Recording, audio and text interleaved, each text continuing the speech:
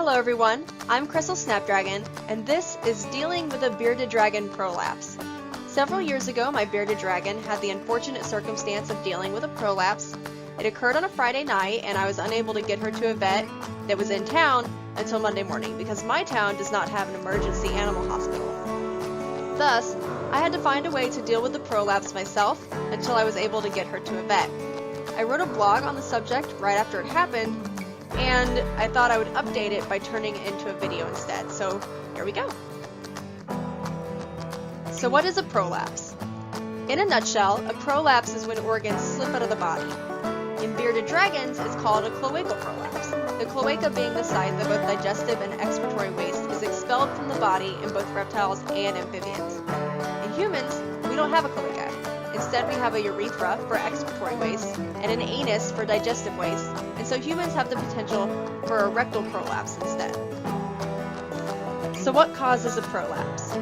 The most common cause is probably impaction, which is the result of material building up in the digestive system. Basically, the digestive system is being clogged. This can occur due to sand located in the environment that your bearded dragon may have eaten, or even the exoskeleton of mealworms. The second cause would be dehydration. You want to give your bearded dragon a nice lukewarm water bath at least once a week, and you want to mist the cage daily.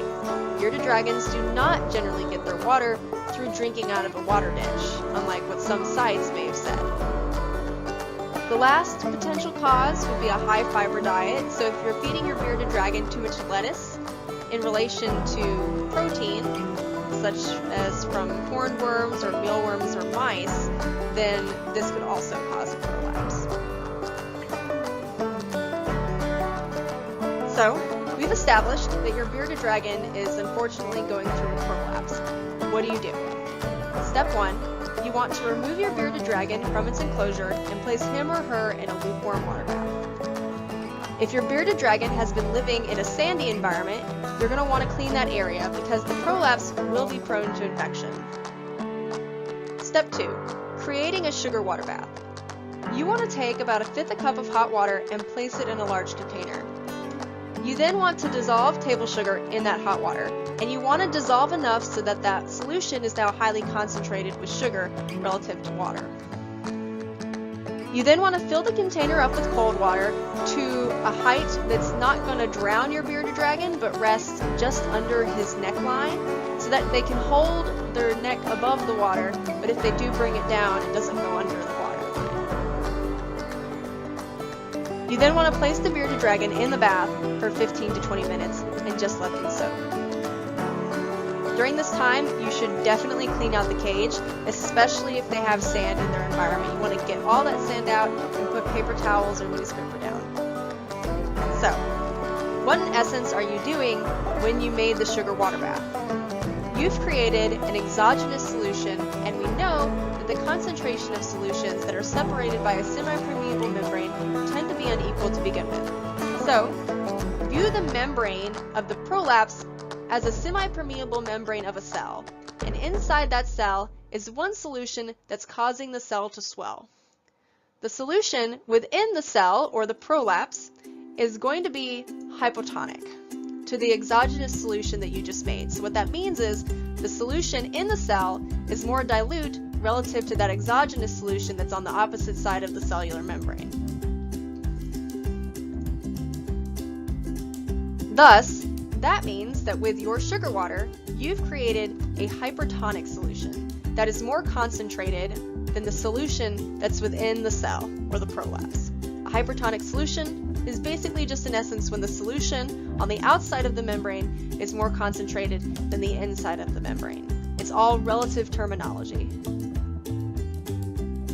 So what happens when you place a cell with an inner hypotonic solution into a hypertonic environment? We can actually use red blood cells as an example. When the concentration of a solution in a cell is more dilute than the outside cellular environment, then water is going to flow from the inside of the cell, or the hypotonic solution, into the hypertonic solution that's on the outside of the cell. And water is going to continue to flow until equilibrium is met, and that is when the swelling of the prolapse is going to start going down. So as the water is moving, the prolapse, or the swelling of the prolapse, is going to go down, and the prolapse itself will become much smaller.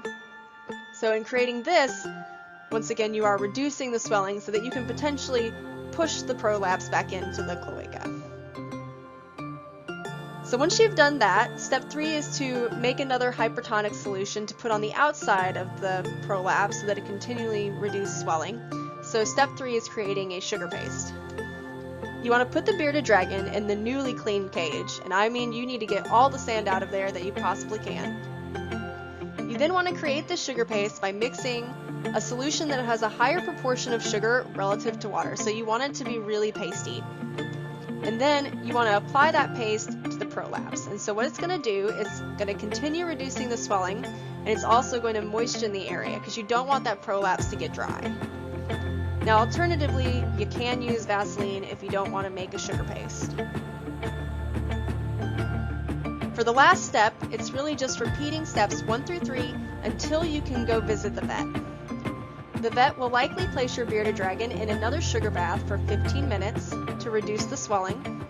The vet will then gently push the prolapse back in, and then the vet will apply stitches to the area. You're going to have to leave that suture in for about 5 days, and then you're going to have to return your beardie to the vet to have those stitches removed. Keep in mind that once a prolapse has occurred, there's a high probability of it reoccurring. It's kind of like kidney stones. Once you get it, you can't get rid of it. It just keeps coming back. So, like with kidney stones, you got to take certain precautions to lower the probability of it occurring again. One of which is determining what caused the prolapse to begin with.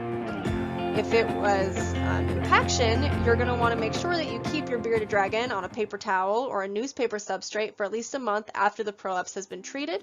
If it was dehydration, you want to make sure that you are giving your bearded dragon a bath and you want to mist that cage daily. For my bearded dragon, the issue was actually a high fiber diet, so she was getting too much lettuce and not enough protein, and once I fixed that, the prolapse actually never reoccurred. So, this is how you deal with a bearded dragon prolapse.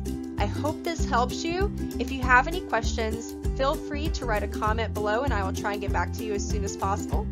But thank you so much for watching. I hope you never have to deal with this for your bearded dragon. So I will see you next time.